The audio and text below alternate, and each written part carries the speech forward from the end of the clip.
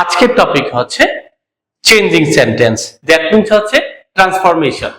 ওকে, changing sentence. Changing sentence, এই changing সেন্টেন্সের একটা টপিক হচ্ছে অ্যাসার্টিভ সেন্টেন্স। অ্যাসার্টিভ সেন্টেন্সকে ইন্টারোগেটিভ সেন্টেন্সে চেঞ্জ করা।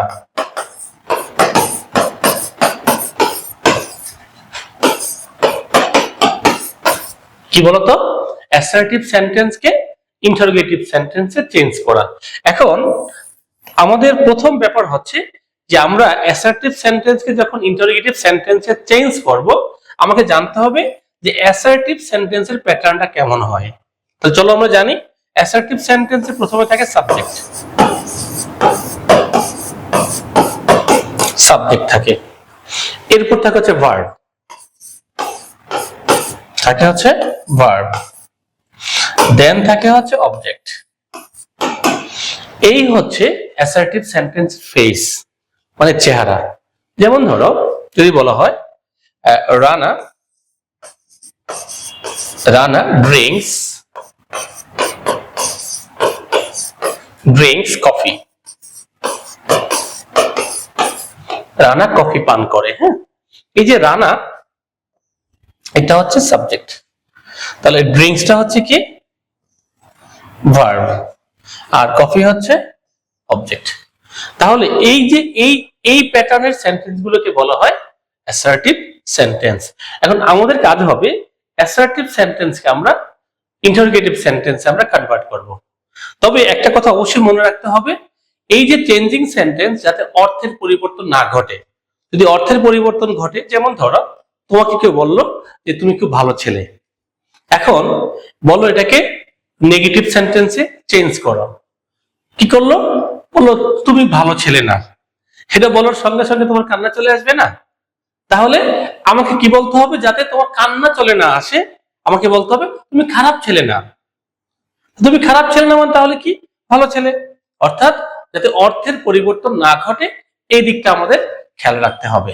তাহলে চলো দেখি আমরা, যেহেতু আমরা অ্যাসার্টিভ সেন্টেন্সকে আমরা ইন্টারোগেটিভ সেন্টেন্সে কনভার্ট করব, এই ক্ষেত্রে তোমাকে জানতে হবে ইন্টারোগেটিভ সেন্টেন্সের প্যাটার্নটা কেমন। যেমন ধরো ইন্টারোগেটিভ সেন্টেন্সে তোমাকে শুরুতে থাকতে হবে WH ওয়ার্ড।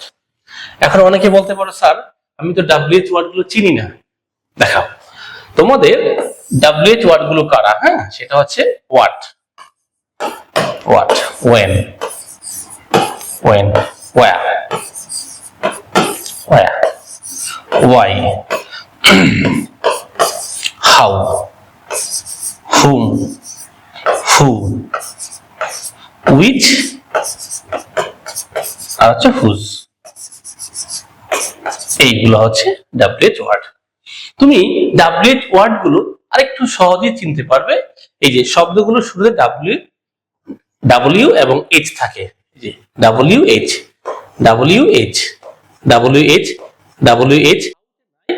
এটাও WH ওয়ার্ড, হু, উইচ এবং হুজ। একটা হচ্ছে ছন্ন ছাড়া, তাই না? সেটা হচ্ছে হাউ। তাহলে এই শব্দগুলোকে বলা হয় কি WH ওয়ার্ডস। হ্যাঁ, তুমি প্রথমে এমন একটা শব্দ পাবে, এরপর থাকবে হচ্ছে অক্সিলারি ভার্ব। কি থাকে? অক্সিলারি ভার্ব, অক্সিলারি ভার্ব পাবে। হ্যাঁ, অক্সিলারি ভার্ব তো আছেই। এই অক্সিলারি ভার্বের মধ্যে ডু, ডাজ এবং ডিড কি তুমি বেশি বেশি পাবে। ওকে, তাহলে ইন্টারোগেটিভ সেন্টেন্সে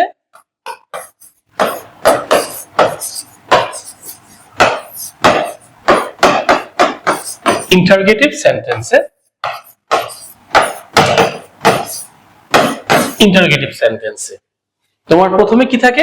WH ওয়ার্ড, তারপর কে থাকে? অক্সিলারি ভার্ব, এর মধ্যে বিশেষ করে ডু, ডাজ, ডিড থাকে, এরপর থাকে সাবজেক্ট, দেন হচ্ছে ভার্ব, তারপর থাকে অবজেক্ট। এই এই হচ্ছে তোমার ইন্টারোগেটিভ সেন্টেন্সের প্যাটার্ন। তবে এইখান থেকে সাবজেক্ট অবজেক্টের মধ্যে একটা মিসিং থাকবে, যেহেতু কোশ্চেন।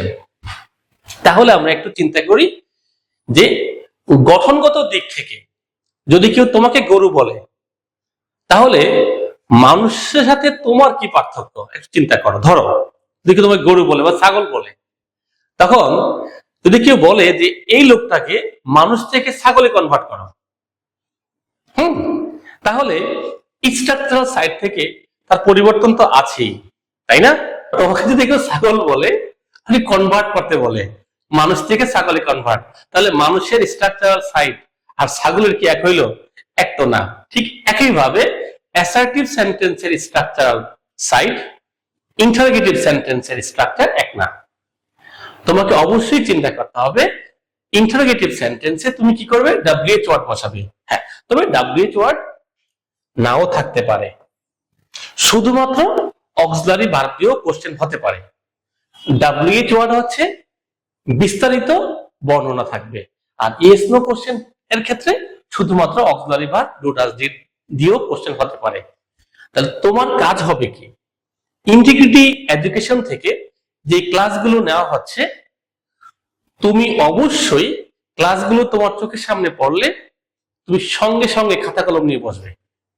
বসে তুমি কোন একজন প্রাইভেট টিচারের কাছে তুমি যে স্টাইলে পড়তে বসো, ঠিক একইভাবে আমার ভিডিওগুলো পজ দিয়ে দিয়ে খাতা লিখে ফেলবে এবং সব সংরক্ষণ করবে। তুমি যদি একটা সংগ্রহশালা তৈরি করতে পারো, মনে রাখবে তোমাকে আর কোথায়ও কখনোই ইংলিশ টিউটর তোমাকে আর খুঁজতে হবে না, আমি তোমাকে প্রমিস করছি। তাহলে আমার কাজটা কি? একটা স্ট্রাকচারকে অন্য একটা স্ট্রাকচারে চেঞ্জ করতে হবে। অবশ্যই মনে রাখতে হবে অর্থের পরিবর্তন ঘটানো যাবে না। তাহলে চলো আমরা অ্যাকশন শুরু করি। হ্যাঁ, তোমরা কিন্তু খাতায় লিখে ফেলবে এটা, ঠিক আছে? ওকে, হ্যাঁ, এখন হচ্ছে আমরা অ্যাসার্টিভ সেন্টেন্সকে আমরা কি করব? ইন্টারোগেটিভ সেন্টেন্সে কনভার্ট করব, পরিবর্তন করব। সংক্ষেপে লিখলাম। হ্যাঁ, অ্যাসার্টিভ। অ্যাসার্টিভ সেন্টেন্সে তুমি জানো কি করবে? AUXI। তোমরা যদি কিছু মনে না করো, আমি অক্সিলারি ভার্বকে অক্সি বলি, আদর করে বলি। হ্যাঁ, অক্সি, ফুল স্টপ। এই যে অক্সি পাওয়া যাবে। কি পাওয়া যাবে? অক্সি পাওয়া যাবে। যেমন ধরো, he is a good boy. He is a good boy. এই যে ইজ হচ্ছে অক্সিলারি ভার্ব। তোমাদের একটা কথা মনে রাখতে হবে, ইন্টিগ্রিটি শুধুমাত্র ভালো শিক্ষার্থীকে ফোকাসিং এর জন্য পড়ায় না। একেবারে রুট লেভেলের সবচেয়ে দুর্বল শিক্ষার্থীকে ইন্টিগ্রিটি দুর্বল শিক্ষার্থীও যাতে পরিপূর্ণ বুঝতে পারে, এই জন্য আমাদের ক্লাসগুলো একটু বিস্তারিত হবে। কারণ সকলকে বোঝানোর লক্ষ্য নিয়ে আজকের ভিডিওটা। যারা ভালো স্টুডেন্ট, তোমরা যদি প্রয়োজন হয় একটু টেনে সামনে যাও, কিন্তু যারা এই টপিকটা কম বুঝো তাদেরকে বলবো একেবারে পরিপূর্ণ মনোযোগ দিয়ে, প্রয়োজনে ফ্যান লাইট সব অফ করে দিবে, ছোট্ট একটা লাইট জ্বালিয়ে রাখবে, লিখবে। মনে রাখবে অবশ্যই লিখে ফেলতে হবে।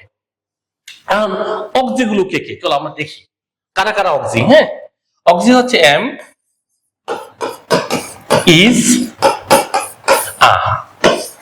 আর হচ্ছে ওয়াজ,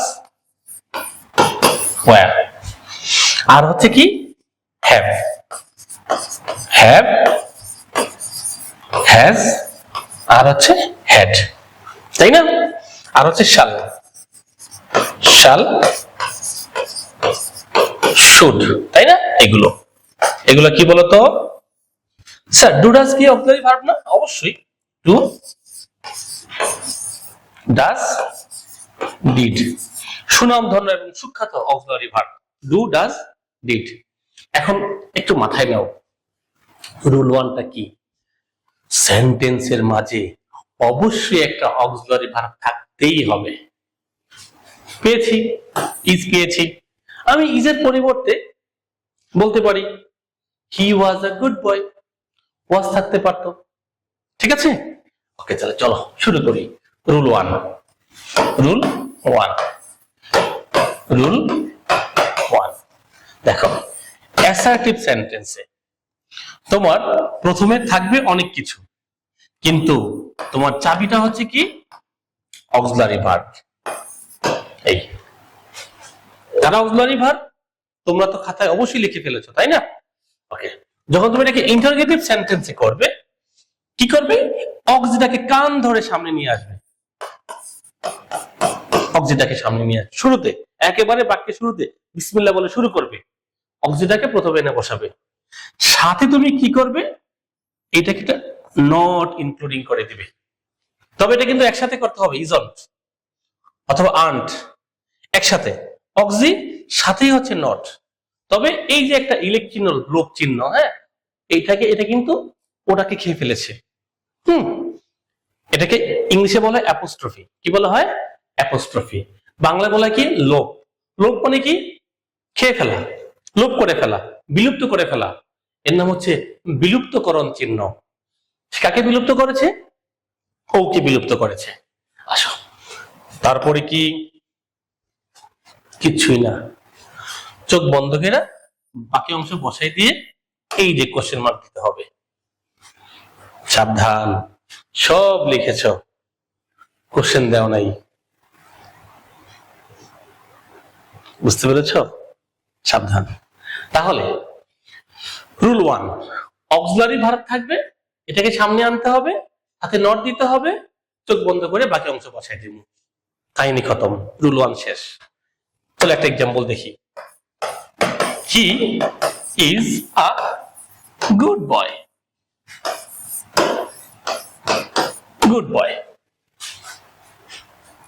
কি তোমাদের মনে আছে? পাশে কিন্তু লেখা থাকবে ইন্টারোগেটিভ, লেখা থাকবে, সংকেত দেওয়া থাকবে। তুমি কি করবে? ইসটাকে নিয়ে আসবে, ইসটাকে নিয়ে আসবে, এবার নট দিবে। কি বলছি বলো তো? কি বলেছি? বাকিটা চোখ বন্ধ করে বসাই দিবে। ইসটা তো নিয়ে আসছি এখানে, হি আ গুড বয়। এই যে question mark, isn't he a good boy? সে কি ভালো ছেলে না? আনসার হচ্ছে কি? হ্যাঁ, ভালো ছেলে। ঠিক আছে, অর্থাৎ রুল ওয়ানটা, is a good boy, is he a good boy? সে কি ভালো ছেলে? অর্থ পাল্টে গেছে। তোমাদের তো বয়স হয়নি, বয়স হলে বলবে, ঠিক আছে? তুমি কি আমাকে ভালোবাসো না? তুমি কি আমাকে ভালোবাসো না? বিশ্বাস থাকবে ভালোবাসে, তখনই বলবে তুমি কি আমাকে ভালোবাসো না? বলবে হ্যাঁ ভাসি। তুমি কি আমাকে ভালোবাসো? সন্দেহ, নেগেটিভ কোশ্চেন করতে হবে, তাহলে আনসারটা ইয়েস আসবে। তুমি কি আমাকে ভালোবাসো? ইয়েস অথবা নো, দুই কাতারে বলে গেল। কিন্তু তুমি কি আমাকে ভালোবাসো না? Yes, I love you.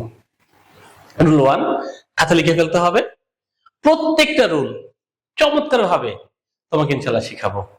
একটা কথা মনে রাখতে হবে, যদি আমাকে স্প্রেডিং হতে সাহায্য না করো, আমার যে উদ্যোগটা এটা কিন্তু হারিয়ে যাবে। এই ভিডিওটা শেয়ার করো এবং যদি প্রয়োজন হয় সেভ করে রেখে দাও। দেখা হচ্ছে রুল 2। আল্লাহ হাফেজ।